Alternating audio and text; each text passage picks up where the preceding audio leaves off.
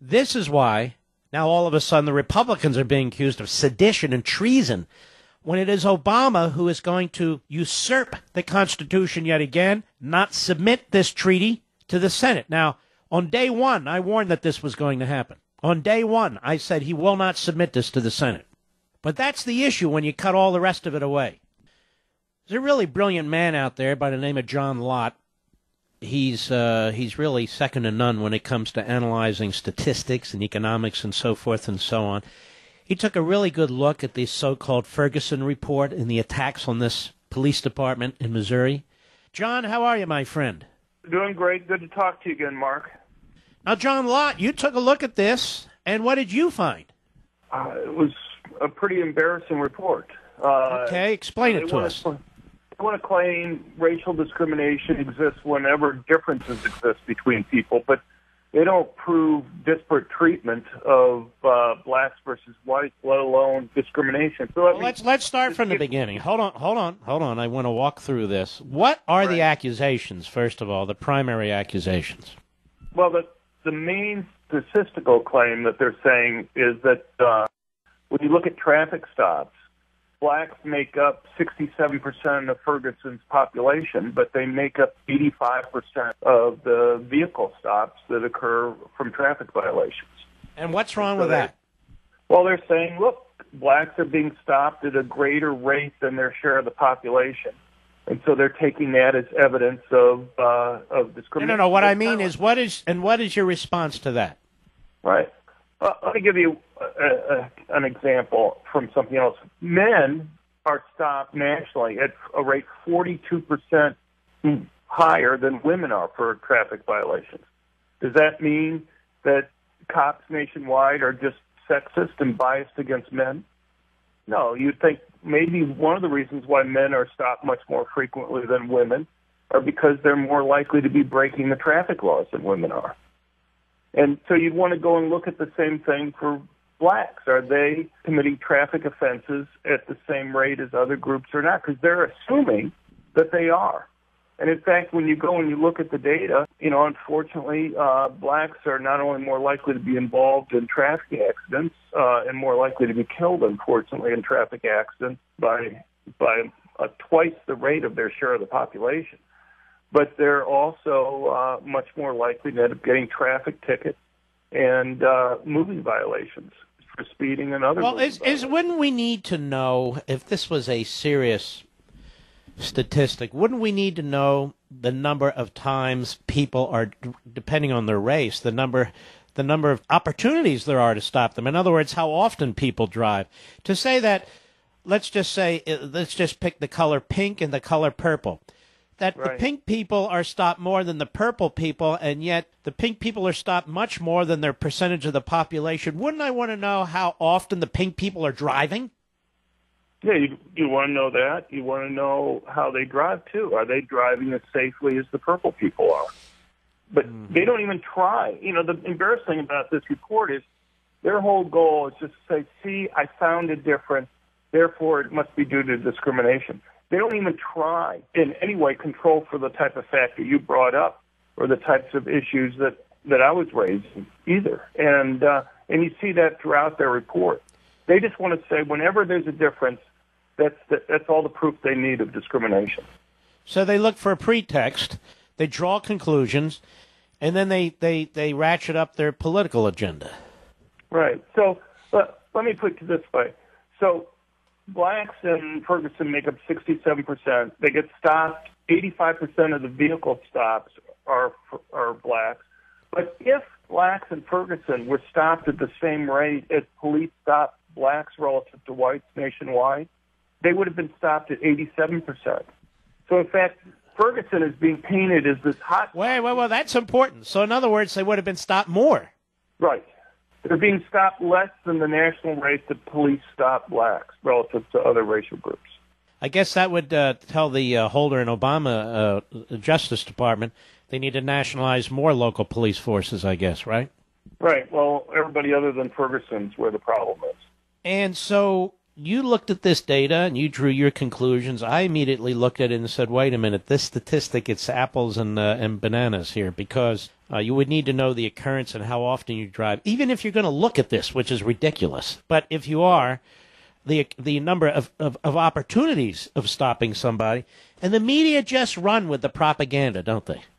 No, I mean, I haven't really seen any critical comments on it. I mean, I guess I've seen one critical comment on Fox earlier by George Will, but he didn't get to the data. He was just saying that they haven't proved discrimination. They just proved, he said, that they were treating different groups differently. And when I looked at it, I don't even think that they're necessarily treating different groups differently. They haven't offered no evidence that they're treating different groups differently. You know, there was never any smoking gun. There wasn't like the police chief saying in any email and any directive and any verbal directive, you know, stop more blacks or stop more minorities or stop less whites or go after this group. They have none of that. Right. What they do have, as far as direct evidence, and they make a big deal about this, is they have 7 emails that were done between 2008 and 2011, which they refer to as direct evidence of racial bias, where there were emails between officers. Now, I don't even know how many years they looked at, but we know at least they looked at 7 years of emails from 2008 up through now. Well, first of all, at least they had the emails to look at, you know, unlike Hillary Clinton. But go ahead. Right. And so I'm not even sure the total number of officers. I think it's like over 60 that they had employed over that period of time. But we don't know, was it one officer that sent out these emails? Was it 2? Why did the objectionable email stop in 2011? Was it because those couple officers or whoever was sending it no longer worked for the police department, or that they were told that they had to stop doing it? But, you know, they don't use any of the information that they have to kind of anticipate what questions that people are going to have in response to their report. They just say, see, we found 7 emails, and I'm assuming that they're correctly describing the emails there, you know, as offensive, but they're offensive, they say, to blacks or women or Muslims, possibly people of mixed race, offensive to the president and to the first lady. You know, so each email covers a different topic. But, you know, I'd like to know, if we're going to blame a whole department, are we talking about one officer that sent these 7 emails or 2? How many people sent these 7 emails? And we don't know. We don't know, and they don't tell us. Well, why don't you know, like, that suggests something, doesn't it, if they don't tell us? Oh, yeah, there's lots of things here that they know the answers to, and they don't tell you. So, for example... well, let me just put a fine point on this. So they don't tell us the number of officers who are involved in these email chains, do they? No, they don't. Well, why don't they? And the reason is they don't want us to know. Why don't they want us to know? I have to assume if it was widespread, they would have told us it was widespread, don't you think? No, I think you're exactly right. What was your other point? Well, another big point that they make is that blacks are 50% more likely to have their cases lead to arrest warrants, and they take this as strong evidence of discrimination. You know, I've been involved in law enforcement. I was chief economist at the U.S. Sentencing Commission. Obviously, you know a fair amount about this, too. And there are lots of things that lead to arrest warrants. For example, missed court appearances, failure to pay required fines. I mean, you know, try not paying your next speeding ticket and see what happens. You know, do they provide that data in this report?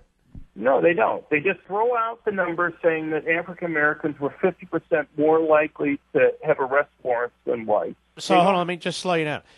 So what they don't tell us is why. Exactly. And you know, so you conclude that all these judges are racist and corrupt. Correct. I mean, that's what they conclude.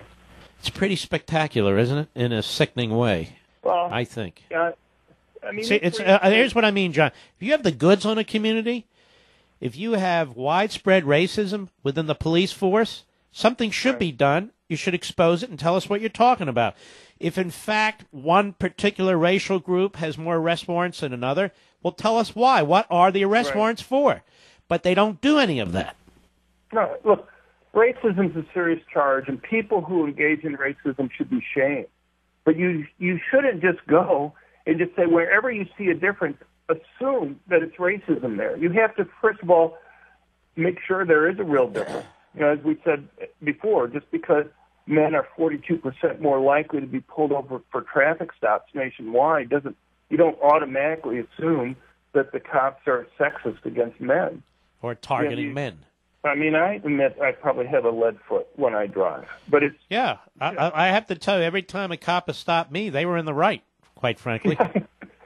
Right. Well, I'm in the same boat. So, look... As a matter of fact, when they stop me, I don't give any lip. I say, how fast was I going? It's been a while, but I'll say, they'll tell me, I say, okay, sorry. You know, right. A lot of people pretend they get indignant. Well, what do you mean? Well, what do you mean? You know what you were doing. I know what I was doing. Sure. No, John Lott, you're one of the few with the guts to actually talk about this stuff in a rational way. I want to thank you, my friend. You have a piece in the New York Post today, and we will link to that as well. Well, I appreciate it. I wanted to say, if people want to get more information, they can go to our website, crimeresearch.org. And let's post that, crimeresearch.org. Right. John, good job. I really appreciate it, buddy. All right. Well, thank you very much, Mark. All right. Take care. So we can put that on the website if you want to go to the dinner or whatever. We can do that, but I can't have all these events announced on the radio, or there'll be no end to it. John Lott is a good man, and this is a fascinating response that he has to this report. And his point is, and, you know, I'm no statistician, but my point, too, was, well, who is driving the most in that community? It's not a question of race per se, but if you want to look at it as race per se, then we need to know not just which races are being stopped more than others, but which races are driving more than others. Well, they don't tell us. That's number one. Number two, as John Lott just pointed out, they said, look at all the arrest warrants. The African-American community, there's more arrest warrants issued. Well, what are they issued for? Are they just willy-nilly issuing arrest warrants? I seriously doubt that. What are they being issued for? Now, the Justice Department Uncivil Rights Division, they know, but they didn't put it in their report. They were given a mission by Eric Holder and Obama. Seek and destroy. Seek and destroy this community. And it was built on a pretext. It was built on a pretext. And that pretext was that Michael Brown was murdered in cold blood with his hands in the air as he was surrendering. Seems to me Obama and Holder owe the people of Ferguson, black, white, and in between, an apology. But that ain't never going to happen.